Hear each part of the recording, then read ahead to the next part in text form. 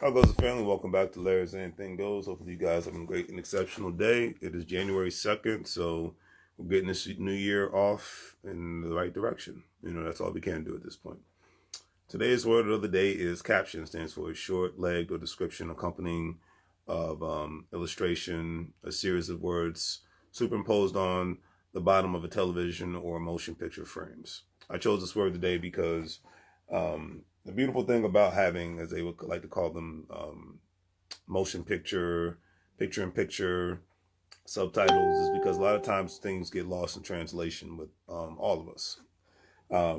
We hear certain things that come out, it may come out in a raw, and Damon Dash is the best example of this. Words may come out in a raw way, and I'm guilty of this myself, because if I'm passionate about something and if I care about something, I'm going to sound like a jerk when I'm saying it because sometimes, well, depending on my mood, but usually when my passion might sound like anger, but because there's so many things I don't care about. So the things that I do that do make me passionate and the things that I do care about, it sounds like I'm in an enraged mindset, in an enraged fashion, but I'm really not. I'm just speaking from a place of love.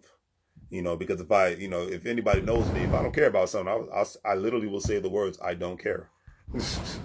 Like great example. I don't care about sports. I don't watch sports. I'm not mad at people who are sports fans. I give people love and lots of credit. I don't care about sports. I don't care about video games. I don't care about comic books. So that's why I'm not a big fan of the movies anymore, because the majority of the movies nowadays are based off of comic books. There's nothing wrong with that. It's just not my thing. I'm from the era of action-packed movies, cops and robbers, bad guys versus good guys, from a realistic aspect, because that's what it is in the comic book world, bad guys versus good guys, but they're just graphic novels. Nothing wrong with those novels. Me, I like real novels. The kind of books I read deal with history, deal with sometimes psychology, deals with economics specifically, deals with culture, real life stuff, stuff that I can see. Stuff that I've gone through from a real life perspective. I've never flown through the sky. I've never held a planet or an asteroid coming to kill me. So when that day comes, and I can relate to it.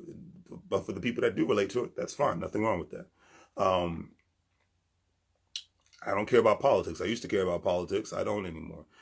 As far as I'm concerned, regardless who's in the White House, governor's house, and mayor's house, it's really about the United States of America, what you're doing in your house. Because like I said, with my generation, the 80s babies, we've seen generations of people who cannot vote, who speak English as a second language or don't speak English at all, buy real estate and buy businesses and have economic community, economic corporate culture together. And whether you live in Florida, New York, California, Texas, the Carolinas, Georgia, Mississippi, Alabama, Colorado, Utah, if you have that mindset of the United States of America, you can do some great things. You have your ups and downs, but you can do some great things. So that's why I don't care about politics, because if you're not talking about the economics, you can't talk politics without talking about economics. It is what it is. Poor people vote, rich people lobby. It is what it is. And I leave it at that. That's my political stance.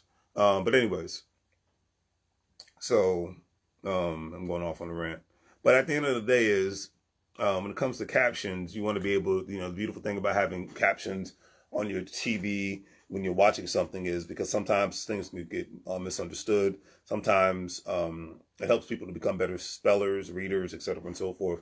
So it puts people in a better position to not just be basic and mundane, because that so many people are still doing that coming into 2024 with that mindset. So I'll leave it at that.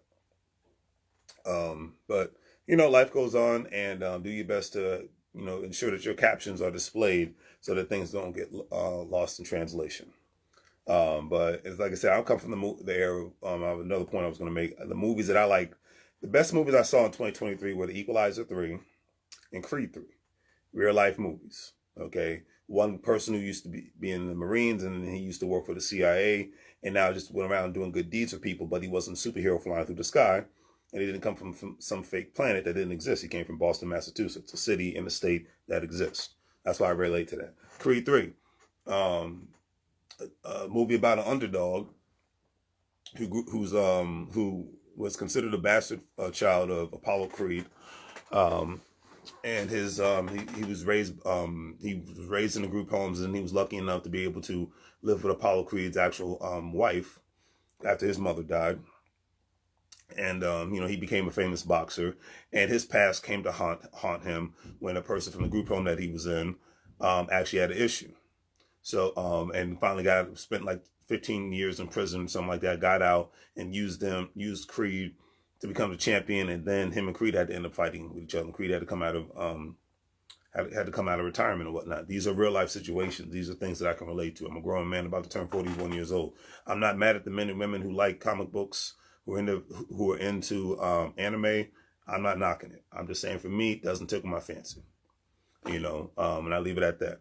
I'm not a big fan of useless information, and a lot of people that are in certain worlds are big fans of useless information, big fans of having in-depth discussions about things that have nothing to do with making you better, So I'm not, that's just me. So I'll leave it at that. Today's quote of the day is by one of the greatest rappers of all time. He said, "Next time you see a brother down, stop, pick him up, because you might be the next one stuck." And that's real. And I always say, don't vote with your ballots, vote with your dollars, because when you vote with your dollars, there's way more power than voting with your ballot. So I've done a great job of supporting Black-owned businesses throughout the country. And I would continuously do that. I'll vote with my dollars, because I haven't said this in a minute, but who you spend money with and who you bank with holds way more power than who you vote for. So on that note, do the great thing for things, like, share, and subscribe. Have a great day. And as I always say, make money moves, or you're going to live like a fool.